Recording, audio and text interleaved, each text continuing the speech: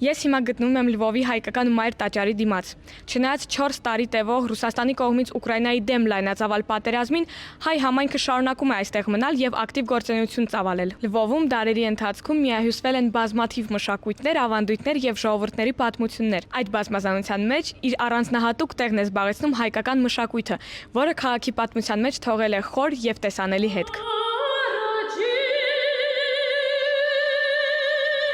Այսօր էլ քայլելով Լվովի կենտրոնում կարելի է զգալ հայկական ժառանգության ներկայությունը։ Քաղաքի հենց սրտում մեզ դիմավորում է հայ առաքելական Սուրբ Աստվածածնի վերափոխման տաճարը։ 1356 թվականին Կազիմիր Մեծի կողմից քաղաքի վերակազմավորումից հետո հայերին հատկացվեց մի քանի փողոց, որոնցից գլխավորը ներկայիս հայկական փողոցն է։ Հենց այստեղ էլ 1363 թվականին կառուցվել է այսօրվա հայկական տաճարի ամենահին հատվածը, որը դարձել էր Լվովի հայ համայնքի հոգևոր եւ մշակութային կյանքի կենտրոնը։ Հայկական եկեղեցուց բացի այստեղ ձևավորվեց մի ամբողջ հայկական թաղամաս։ Այն ներառում էր տարբեր կառույցներ եւ հաստատություններ, որոնք ծառայում էին հայ համայնքի կարիքներին։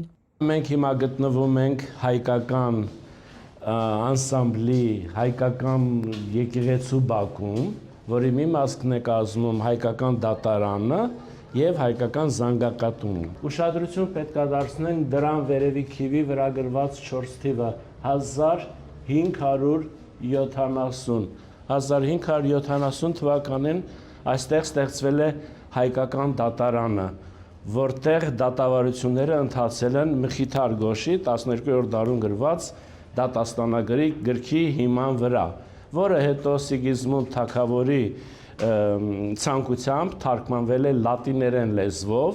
որ մնացյալ ուրիշ Ռեչ Պոսպոլիտայի եւ Մագդեբուրգյան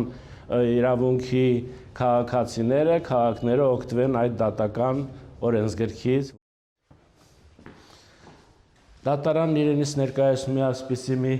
քառակուսի սրահ, մոտ 10 մետրի վրա, որտեղ դատավորները նստել են մեջքով դեպի պատուհանը, որտեղից բնական լույսը ընկել է վկաների կամ հանցագործների դեմքին, որ դատավորները այդ ժամանակ փորձել են իմանալ ավետարանի վրա ձեռքը դրել են, երդվել են, որ ամեն ձևով ճիշտ են ասում, թե ճիշտ չեն ասում, թե խուսափում են։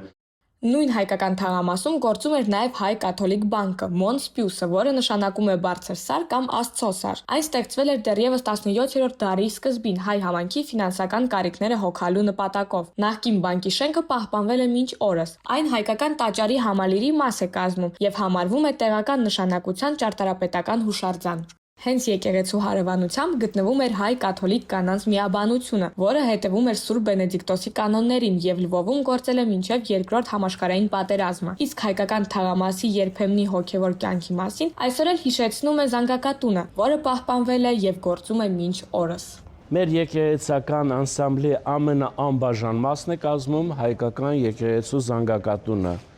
որը 2 թե 3 անգամ հրդեհի պատճառով վարվել է, այրվել է ու փլվել է։ Տագայում ճարտարապետ Կրասովսկու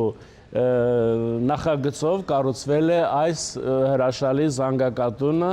որը ամեն կիրակի ժամը 10:45-ին ողանջում է եւ բոլոր հայերին, այսինքն բոլոր այն մարդկանց, ովքեր մոտիկ ապրում են, հրավիրում են Սուրբ Պատարագին։ Իսկ համալիրի հենց կենտրոնում մեզ դիմավորում է Սուրբ Քրիստափորի արձանասյունը։ Հին ժամանակներում հայ վաճառականները հենց այստեղից են քարավաններով ճանապարհ ընկել։ Արձանասյունը կանգնեցրել է Քրիստոֆոր Ավգուստինովիչը, Լվովի հայկական դատարանի վերջին նախագահը։ Այս վայրը հաճախ անվանում են նաև Եվրոպայի կենտրոնի կենտրոն, սակայն ցավոք արդեն 4 տարի է Եվրոպայի կենտրոնը եւս ապրում է պատերազմի պայմաններում։ Դեռևս 2022 թվականին Ռուսաստանի լայնածավալ ներխուժումից հետո անվտանգության նկատառումներով հայկական տաճարից դուրս բերվեց Հիսուս Քրիստոսի փայտե քանդակը, որը միջնադարյան խորանի մաս էր եւ դարերի ընթացքում կարողացել էր դիմակայել բազմաթիվ փորձությունների, վերապրելով անգամ Երկրորդ համաշխարհային պատերազմի ծանր տարիները։ Այս խաչի վրա Հիսուսը պատկերված է, այսինքն Հիսուսի մարմինը 15-րդ դարում են փորագրել, իսկ հետո 17-րդ դարի ընթացքում փորագրված մարմինը Հիսուսի տեղադրել են խաչե փայտի վրա, որը հետո ամրացվել է այստեղ հայկական եկեղեցու բակում։ 270 կարծեմ էլեմենտներ են, որոնք առանց որևիցե մեխի հագնում են ընդհանուր դաշտի վրա եւ կազմում ընդհանուր կոմպոզիցիա։ Հայկական հետք Լվովում պահպանվել է ոչ միայն փողոցների, շենքերի ու եկեղեցիների տեսքով, այլև այստեղ ապրած ու գործած նշանավոր մարդկանց միջոցով։